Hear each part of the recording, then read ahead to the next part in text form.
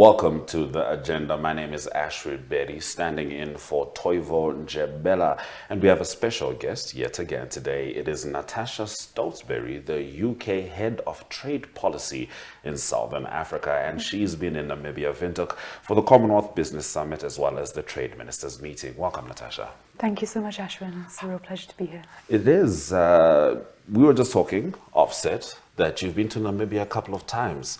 How has it been for you? Wonderful. It's always a real pleasure to visit Namibia. I learnt this week it's known as the land of the brave. Absolutely.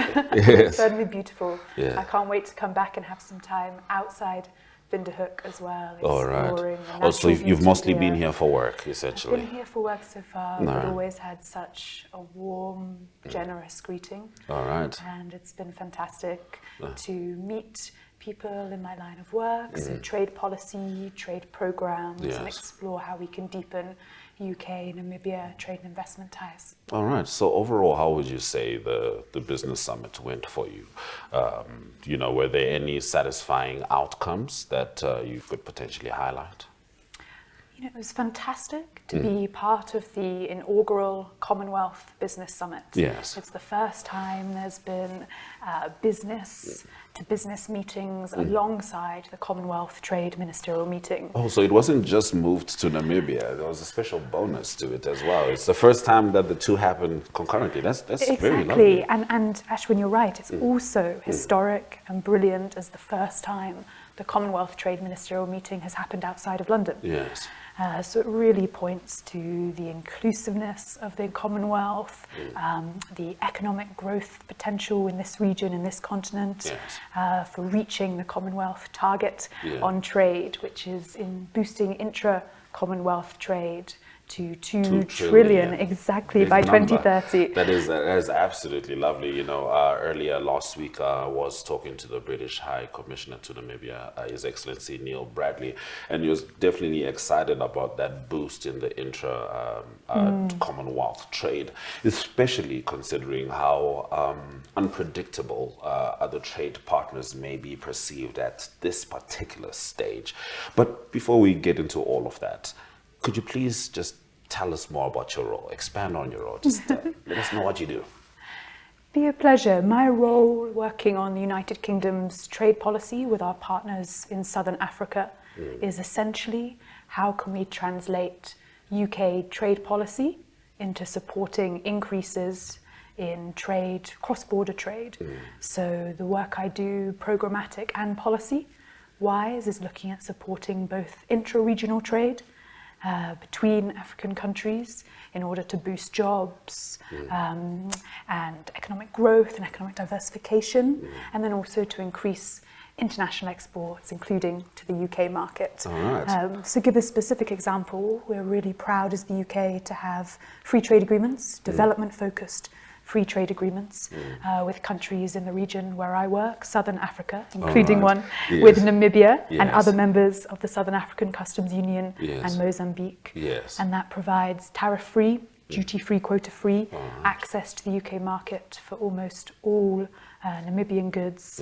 And that is a way, that market access, export-led growth is a way to power growth here, to support jobs, as I was saying, boost productivity. We know the benefits of trade, we want to harness them for development, and that's essentially the work I do for the UK's Trade for Development department. All right, and I'm sure you've heard the mantra, Africa Unite. It's usually echoed around all African countries, and it's been there for decades, and it's been very difficult to see that the implementation of that mantra in trade and in economy, and so it's really essential that you essentially also grease the wheels of intra-African trade in your role. How long have you had your role?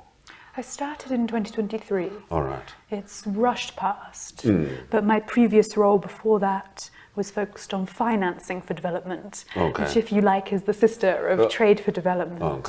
So I've been for a long time, nearly 10 years now, working in this area of economic development, financing, trade, because I really believe these are key ingredients as we work together as partners to support economic growth for all our peoples. And your point on intra-continental trade is so important, and one of the most one of the areas of my work that I love the most is supporting implementation of the African Continental Free Trade Area, Yes. the AFCFTA. Yes. And the UK has long been a strong supporter. I think we were the first bilateral development partner to sign a MOU, Memorandum of Understanding, with the AFCFTA Secretariat back in 2021. Yes. And looking at how, with partners like Trademark Africa, Trade Facilitation Organisation, we can look to support the realisation of the promise that that agreement holds for prosperity across the continent. And how much value is the UK extracting from these partnerships? I think extracting might be a bit of a harsh term, but what's in it for the UK? So yes, certainly. Partnerships are absolutely crucial, I think. The UK and Namibia, the UK, other countries in the region where I work, we share long historical deep ties, people-to-people ties, and the trade between our nations helps consumers, helps producers, helps businesses in both our countries. Take a consumer in either country enjoying the produce, making best use of the services, the collaboration we have between our entrepreneurs, between our universities, our researchers to innovate. We have so much technological innovation going on. How can we work together to support digital trade as policymakers as well?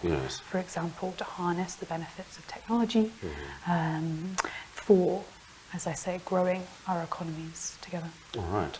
Now, swinging back to the business summit, when was the decision made? I don't know if you know this, because I know you're playing a specific role, but I'm just fishing here. But when was the decision made to bring it to Namibia? Do you know? Gosh, I don't know, but we should ask our friends at the Commonwealth Secretariat. Yes. No, the reason I'm saying that is we were essentially, as of late January, ushered into an age of some significant global isolationism from one of the quote-unquote Western powers, so to speak. And to me, this feels like an apt response to that, without mentioning any names. But this feels like an apt response to what, whilst others are pushing for, isolationism, the UK is essentially reaching out and saying, let's work together and let's also help you work better together. What was your first impression of Namibia, just with regards to a broad view of trade policy in this country? So looking at the UK and Namibia trading relationship, it's increased very positively in percentage terms, rebounded since the COVID-19 pandemic, which we all know the effect that had on global trade. So we have a positive trajectory.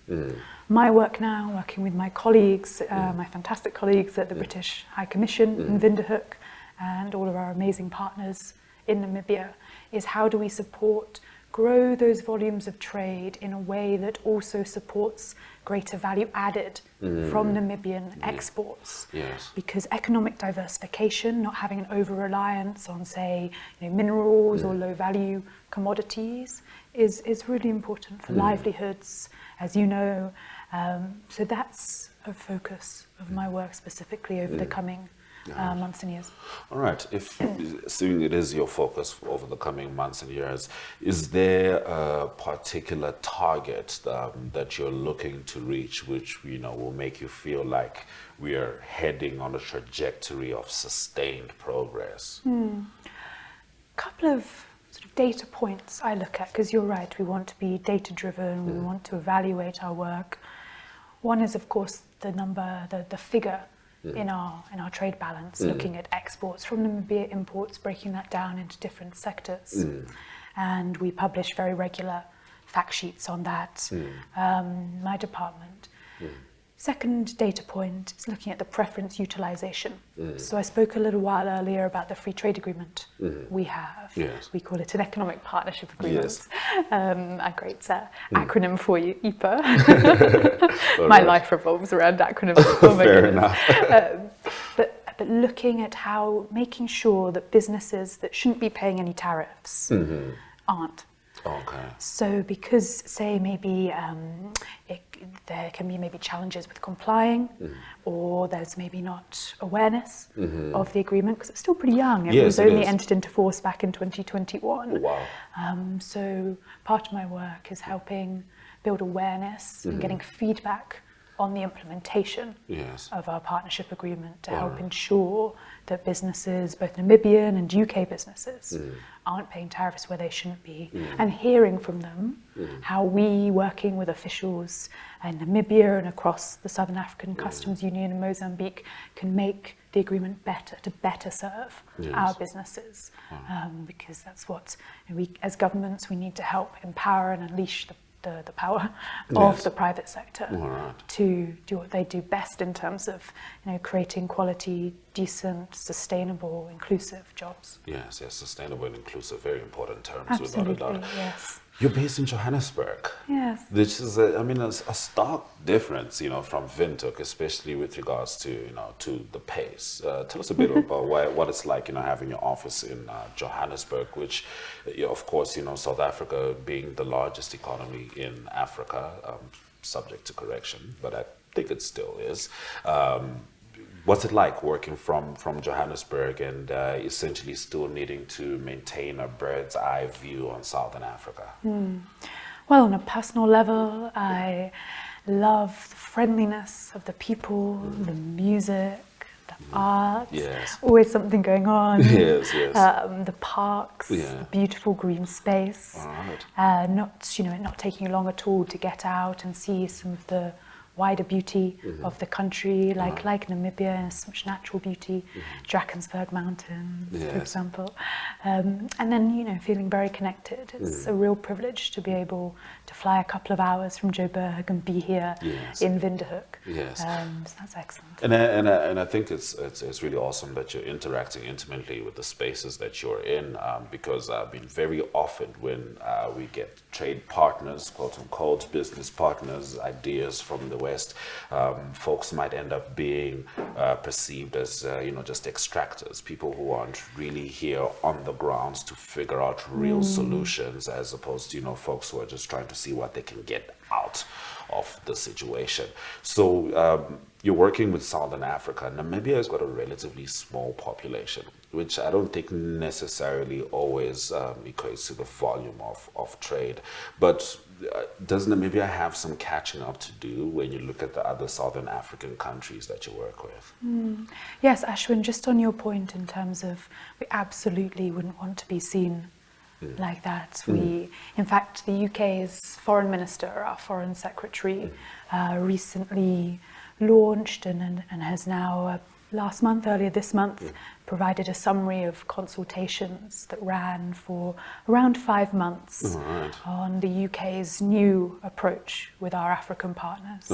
And that really highlights absolutely respect, partnership, really looking at how we can learn from our partners across the region, hear how we can be most useful in our shared missions of growing economic growth, tackling climate change, as you spoke of earlier, tackling global health challenges, for example, and working together.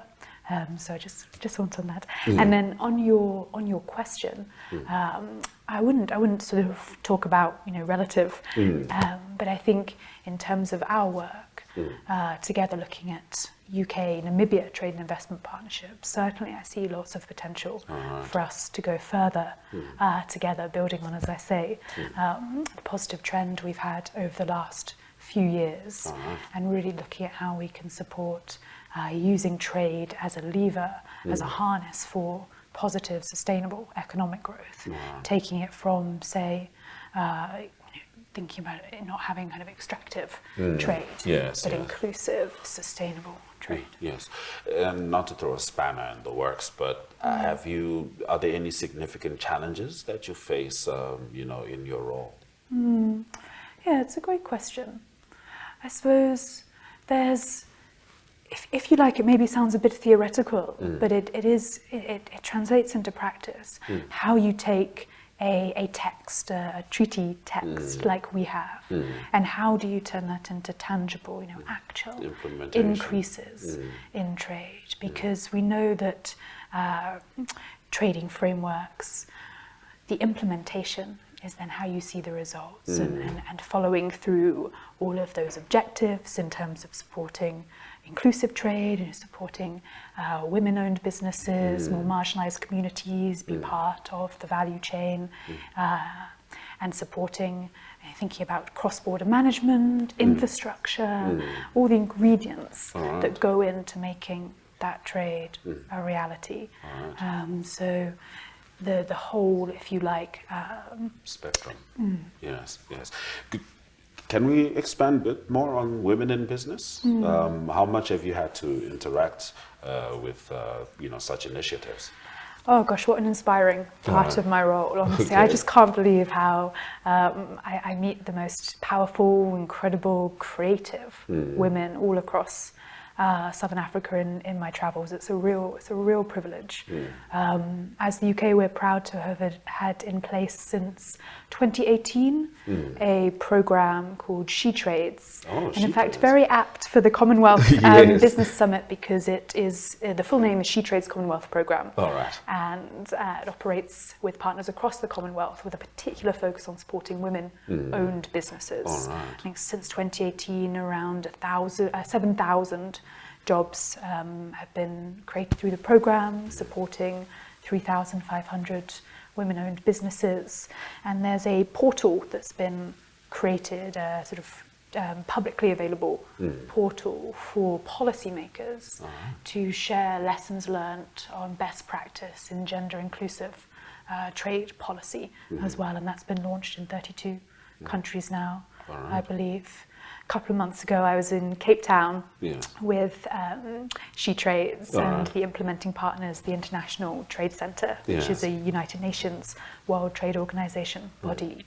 And they were helping facilitate matchmaking between Zimbabwean and South African entrepreneurs, women-owned businesses who were sharing lessons, mentoring, menteeing, and that was phenomenal just to see. That is incredible. I could go on.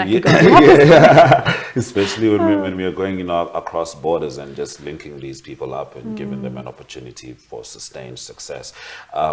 You obviously weren't just speaking at the Business Summit, you're also attendee. Were there any pointers or ideas that you extracted from particularly the Namibian speakers who shared their thoughts? I know NIPDB CEO Wanja was also, she also shared some very memorable remarks. But were there any remarks or ideas, you don't have to, quote directly, that stood out for you, where you're like, I want to take this up? Yes, no, I wouldn't do them justice if I tried to quote directly. But you're right, and in fact, it's been brilliant to meet with the NIPDB on previous trips as well and explore our areas of collaboration. We had a workshop actually just a few weeks ago, last month. But to your question specifically, and I think back on the theme of gender and women's economic empowerment, the Namibian Minister for Gender Equality and Child Welfare, I've got her full title right, she spoke very powerfully at the start of a panel highlighting female entrepreneurs across the Commonwealth. And that really inspired me and shows specific ways in which, even in very different countries, women are business women are tackling the same challenges, overcoming them, creating businesses, supporting livelihoods, and coming up with innovative creations, services, products as well. All right. I assume you've, at some point have had to survey the UK business environment. And I know this might, swing a little off from trade, but let me know if we can dance with it. Are there any lessons that you feel the Namibian business ecosystem could benefit from, if you're looking at maybe the UK or some of the other countries that you've interacted with in Southern Africa? I feel like in my role, I'm more learning lessons from the people I meet in cities, in places across Southern Africa. So, for example, one lesson I've learned since coming here is actually how we can better support Namibian businesses benefit from the rules we have in the UK's trade agreement with SACU in Mozambique to support greater processing, say, of fish here into products that have a higher value added and then can still export to the UK more competitively. Sorry, I don't want to get too technical. No, but I think that for me shows, if you like, a low-hanging fruit. We have, as I was saying, the framework in place, you know, the pen on paper. And then my role is learning from the stakeholders here who are actually at the coalface of international trade, what's not working well enough at the moment, such that they can benefit from how the trading rules were designed. All right. Well, we've been,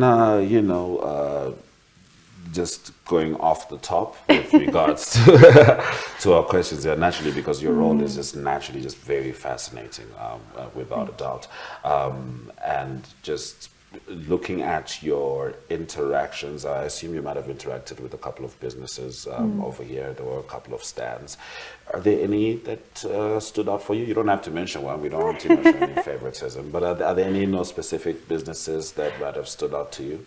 Yes, I wouldn't want to miss any out by naming specifics. Yes, but let's generalize. Maybe what I can say is that we worked with stakeholders across Namibia. We funded an independent consultancy consortium over the course of last year, and then it was published earlier this year, a report, an analysis on how we can better harness our trade agreement to promote economic transformation in Namibia and across other members of the trade agreement.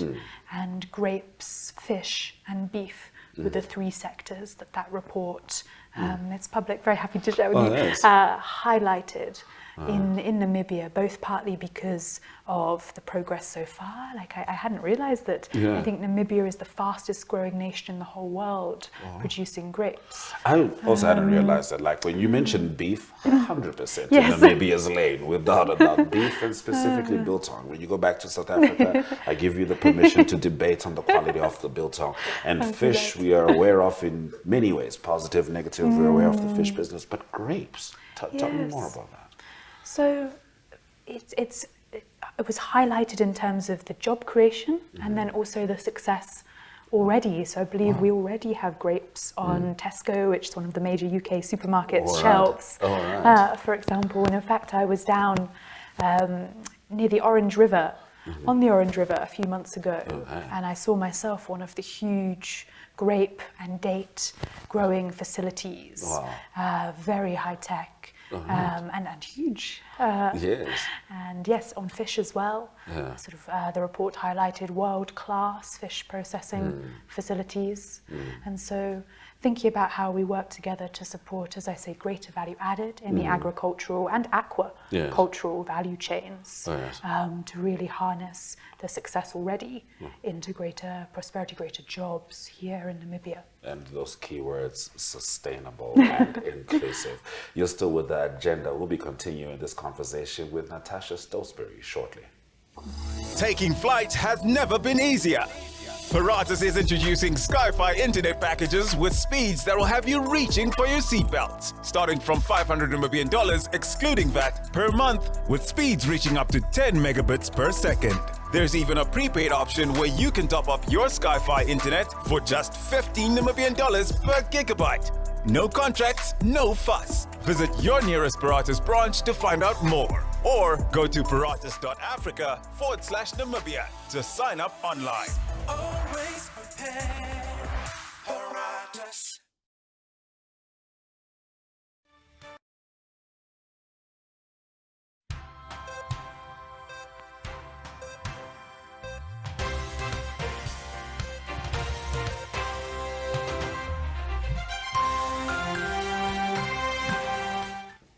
You're still with The Agenda, and I'm with Natasha Stotesbury, who is the head of UK Trade Policy in Southern Africa. We've been talking about her role and talking about the Business Summit, Commonwealth Business Summit, as well as the Trade Ministers meeting held outside the UK for the first time in Namibia. So let's get into, your role, but a little bit first starting off with the CBS yet again.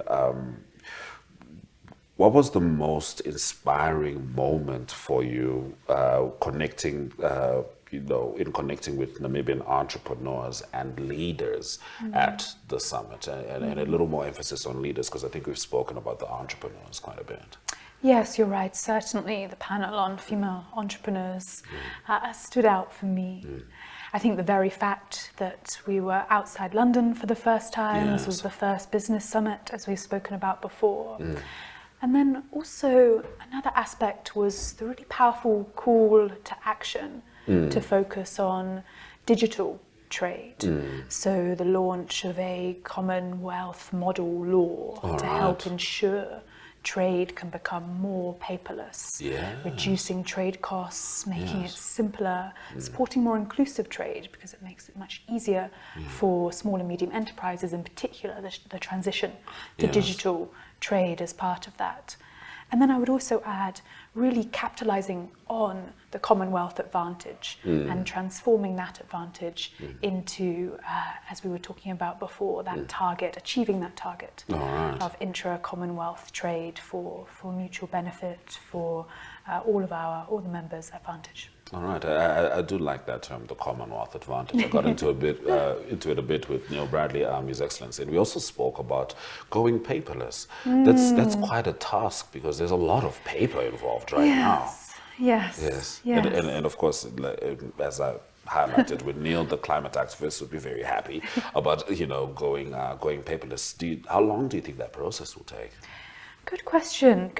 I couldn't put a number on it, but I think we have the solutions now. We have the technologies, and it's about shifting policies. So how do we break down barriers in terms of legal barriers? And then also how do we make more interoperable our policies together in our digital policies, digital identities, thinking about the regulation we have around digital trade to help support that shift. We see it's already happening in many ways. So much of trade is now services, digital services, and we can see how businesses benefit. So how do we as policymakers, for example, support that is really important. Now, I guess the unfortunate part of being a policymaker is that and I don't mean unfortunate in the sense of the word, but just in the sense that you're an innovator. And whenever someone innovates and has ideas, there can often be some significant pushback, even with the parties involved. Have the Southern African governments that you've interacted with been forthcoming with the ideas that have been coming from your office? Yes, look, I would say it's absolutely not that we're sort of coming with all the ideas. Yeah, no, of course, certainly not all of them, but from your section. I think, and this was the beautiful thing about the meetings over the past few days, the Business Summit, it was about partners in the Commonwealth, many of them African partners, sharing their best practice, sharing their progress, sharing the ideas they have, and then thinking about how we together work and learn from each other to help implement them across our countries with our businesses together to really make the most of, as you say, the benefits and the promise of paperless trade. All right. During the Business Summit, do you have specific outcomes that you were hoping to achieve in your engagements? Yes. And did you manage to? So maybe I'll touch on three. All right. The first was to learn, as we've talked about a bit before. How can I, as an advisor to the UK government, help come away with ideas for how we can do our trade policy better, our trade programs better? And there, I think digital was a real area for learning for me. The second area was building awareness and getting feedback on the current UK trade policies with members of the Commonwealth, particularly for me with our Southern African partners. Yes. So it was a real honour to speak on the panel during the Business Summit about leveraging regional trade agreements. And there I spoke about our economic partnership agreements and spoke with colleagues and friends afterwards in the audience about how we can work together, for example, through the Commonwealth Standards Network to help break down standards barriers, which can be a huge barrier to trade. Then the third area was demonstrating UK support for the Commonwealth. And we're really pleased that we had our His Majesty's Trade Commissioner for Africa leading our delegation to the ministerial meeting. But then also at the Business Summit, I was joined by many of our colleagues, our regional director, and then, of course, our High Commissioner to Namibia, who, as you mentioned, recently arrived in the country. Yes, So- yes. He's me for just over a month. Yes, no, it's fantastic.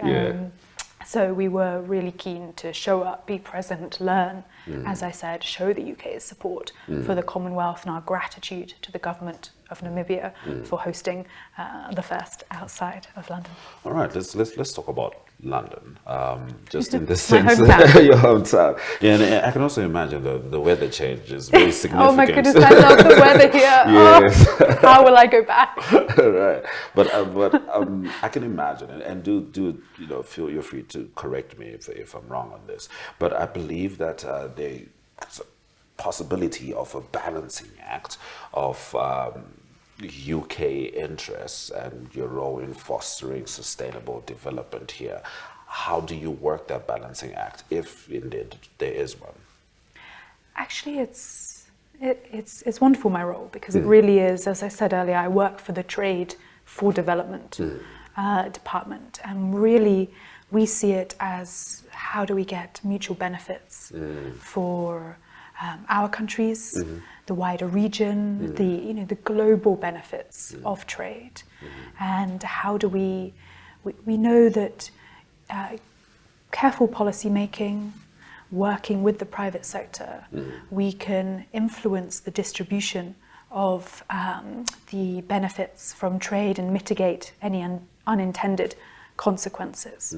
So working together to help, as we were talking about, I think a running theme throughout our conversation, supporting inclusive, sustainable trade that supports greater value added in products, say, particularly from small and medium enterprises, to help boost livelihoods and support, say, for example, the transition to more renewable or more climate sensitive production methods as well. So I'm very passionate about how trade is not only, when we look at so much evidence, a really important ingredient for sustainable economic transformation of countries, but then also on a micro level, ensuring we do trade in a way that really can support the poorer, the more vulnerable segments of society. And we have a lot of learning on that over the years, and now it's how we work together to really help. You hear a lot about sort of winners and losers in trade, and really think about actually how can we work together to make this a mutually beneficial partnership for ourselves, for humans, and for the planet as well, because we have to really transform not only how we support economic growth in our countries, but do that in a way that is in line with our objectives around reducing climate change. And it's been fascinating to see in the UK how you've really had that decoupling of economic growth and carbon emissions in recent years.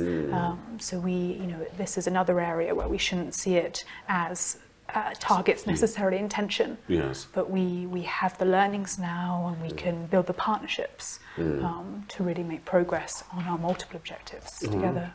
All right, so let's swing back to Namibia, because the FCDO's Trade for Development partnership with Namibia emphasizes technical assistance as well as capacity building. Could you share any specific initiatives or success stories from your work, that demonstrate how these efforts are enhancing Namibia's ability to access the UK market? I do feel like we've highlighted it at points, but let's dig into it if you can. Yeah, I'd be keen to dig in a little bit more to highlight how really happy I was very recently to have the pleasure of visiting Windhoek last month. Real thanks to Mert, the Ministry of International Relations and Trade. And we had a national implementation workshop with key departments, key business organizations to really discuss.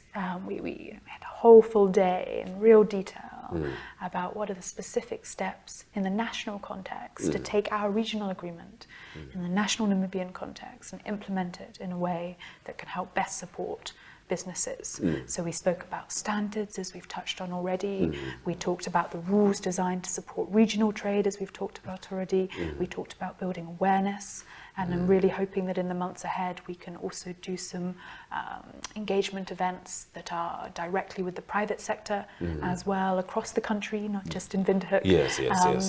So that was a really tangible, specific action that we're really pleased to do in partnership with the government of Namibia, looking at how we better translate our economic partnership agreement into tangible trade outcomes. What's it been like working with the government of Namibia? I've really enjoyed it. Yes, I think very grateful for the strength of the partnership. We're hoping that we'll be able to have another senior trade officials meeting in the coming couple of months, which will be another brilliant opportunity, a key milestone for us to push forward some of the particular actions that we've been talking about already in terms of improving our agreement. And this builds on the first joint ministerial council that we were delighted to have back in January, generously hosted by the government of Botswana. And the UK's Minister for Trade Policy, Douglas Alexander, travelled to Botswana, and when he was there, he was delighted to also have the opportunity to meet with the Deputy Trade Minister at the time for Namibia. And they had an excellent bilateral meeting, and then also we were very pleased that in person the Minister was able to be part of our ministerial council, as we are all partners to this agreement that we have across the region to help support trade in all and between all of our countries. Oh, definitely, and I'm glad you mentioned Botswana, because some people would see a lot of economic parallels between Botswana and Namibia if you're talking population size, talking about diamonds, natural diamonds. There's been a large emphasis on that, rightfully so. But given the FCDO's commitment to sustainable development, how are you integrating green trade and climate-conscious supply chains into your trade and policy work in Southern Africa? Yes, it's a critical part of what we do. Perhaps to give one specific example, as that's maybe most interesting, we've recently launched a new program working with South African green tech enterprises. And this is specifically about helping support the decarbonisation of supply chains through supporting these businesses that are honestly just doing those incredible technologies, moving us away from carbon intensive production, and harnessing the power of, be it green hydrogen or looking at more renewable forms of protein, for example. And so that's a specific program that, as I say, we launched last year and is now already in operation. A number of these businesses, just last week was it, were at London Tech Week, looking to attract more investment and businesses.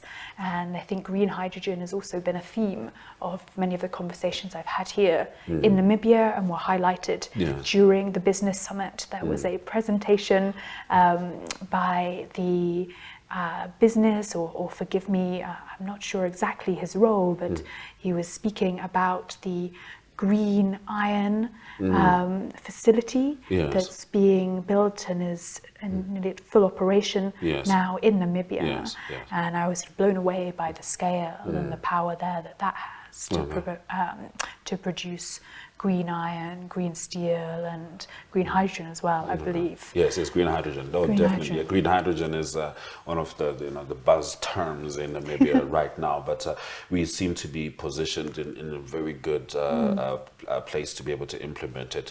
I do remember, oddly, the first time I heard of it was a pre-event meeting with the dearly departed former president of Namibia, Dr. Hage G. Geingob, and I remember him actually showing off that, Namibia, green hydrogen, we've got the space for it. He doesn't know if South Africa can catch us in this. But speaking of Namibia, South Africa, the program you just mentioned with the green tech companies, is that specifically South African entrepreneurs, or is that something that you see taking to the region?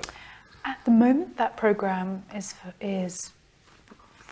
with South African SMEs, but certainly something that I'm exploring at the moment, no commitments yet, is how we can do more to really tangibly support UK investment in renewable energy, including green hydrogen, in Namibia, as well as other countries in the wider region, because that, as we were talking about before, just has such clear win-win benefits. Definitely.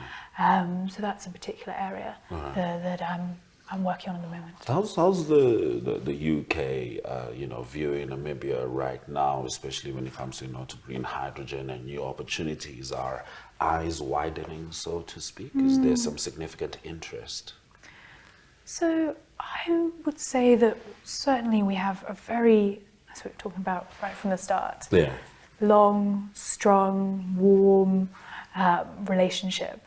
And I feel like there's more we can be doing to better promote investment opportunities here, though we've been really pleased to already see recent increases, including, I believe, Solar Century, a UK renewables energy firm in partnership with a Namibian firm as well, here in the country, supporting renewable energy production. But let's be ambitious, let's take it further, let's look at how we can work together and best support our businesses to trade and invest. And I think it was a powerful message to bring the Commonwealth Business Summit to Namibia, because it also just positions us as a real player in this game, for lack of a better term, really. But let's get back to your acronyms. The SACUM UK EPA. A great one. It's driven 61.8% increase in UK-Namibia trade by the third quarter of 2024. What are the next steps in deepening this partnership, particularly in sectors like agriculture and we just spoke about renewable energy? Yes, this is absolutely where my job lies, supporting the team here on the ground, as I say, from my usual base in Joburg, looking at both the policy and the programmatic angle. So from a policy angle, how can we, working with other governments in the Southern African Customs Union and Mozambique, look at better full implementation of this agreement and enhancing it over time for our businesses. So I won't repeat myself too much, but specifically issues like the operationalization of those rules designed to promote greater regional trade and then also greater value added in the exports as well. To better support economic diversification, productivity, competitiveness, job creation, as we've been talking about. Then on the programmatic side, as we've briefly touched on, looking at where we already have partnerships in place and can make them better, or perhaps explore new areas of partnership, to look at support to, as we were saying, increase investment, and also maybe areas around, say, for example, standards, particular areas where lessons learning, exchanges, partnerships, essentially programmatic partnerships, can help support that greater capacity development, to where there are, say, non-tariff barriers to our trade. You know, if we've cut the tariffs to zero through our trade agreement, through our policy, Yes. but how can we, in partnership terms as well, help make sure there are reduced non-tariff barriers Yes. to help that trade? And the final thing I'll say, sort of beyond the policy and programmatic angles, is really those priority sectors, as we were talking about before. Where are there particular issues where we can work with the sectors where we have shared comparative advantages and can see there being a particular unmet demand in the UK, for Yes. example, the supply here, and then realise those sectoral benefits, aquaculture, as we were talking about, renewable energy, absolutely. Yes, so, and safe to say, labour is certainly a significant aspect of regional trade. Now, there's been a sentiment which has been existing for some years now. Maybe not just on Twitter, possibly on X, but it's been about, you hear Africans say that it's easier for a European to travel around Africa than it is for Africans to travel around Africa and to do business. Have you seen challenges in the policies surrounding how skills exchange and how folks can be able to work together across borders in Africa? Does it seem more restricted here than it is perhaps in the West? Gosh, I'm not sure, honestly. It's not really a policy area I not really. focus Yeah, on. okay. During the business summit, that was certainly an issue that was raised. All right. But particularly in terms of the cost of flying Yes. across, or just the availability of transit routes, All right. say between different African capitals. Yes. Well, I mean, good thing all the Commonwealth nations were there. So everyone who needed to figure out how to grease the wheels to make trade better for them, especially when it comes to the importing and exporting of labor, was certainly there.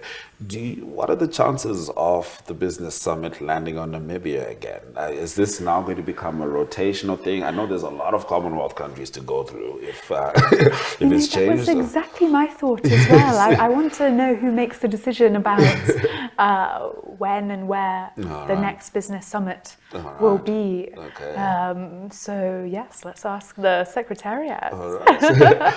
And if we could say you took one thing, I'm sure you took a dozen things from this summit. If you could, one thing that you would like our audiences to take with them as we close off this interview that you took from being at the business summit in Namibia. Well, of course, the fantastic Namibian warm welcome. Yes. It was, yes, throughout the whole few days, the warmth, the energy, really created and curated by our wonderful Namibian hosts was evident to see. So a huge thank you to the Namibian government. And then really for me what stood out was that friendship, that grouping, the lessons learned, the shared themes, even across such diverse continents and countries and businesses and places, and that shared willingness and desire and real enthusiasm to take what is now a 854 sort of million intra-Commonwealth trading relationship, I think predicted to be sort of 1 billion or so next year, growing that to 2 billion 2030. I maybe start off the conference sort of hearing the numbers, thinking, oh, it's ambitious, but then throughout the days people were saying, no, we can even go further. That's not even enough. So no, enormous thanks. A real privilege to be a part of. Of course, real credit and thanks to the Commonwealth Secretariat, with the new Secretary General as well. No, it was phenomenal. So thank you for joining us in the land of the brave. Thank you, Ashwyn. It was a real pleasure. Thank you for having me. Good to have you here on the agenda, where the main agenda in this interview was understanding Natasha Stotesbury's role as the UK Trade and Policy Head in Southern Africa, and of course seeing how Namibia can expand its trade capabilities, and of course the UK relations, and ultimately sustainability and inclusivity in all of it. Thank you for joining the agenda with Ashwyn Mberi.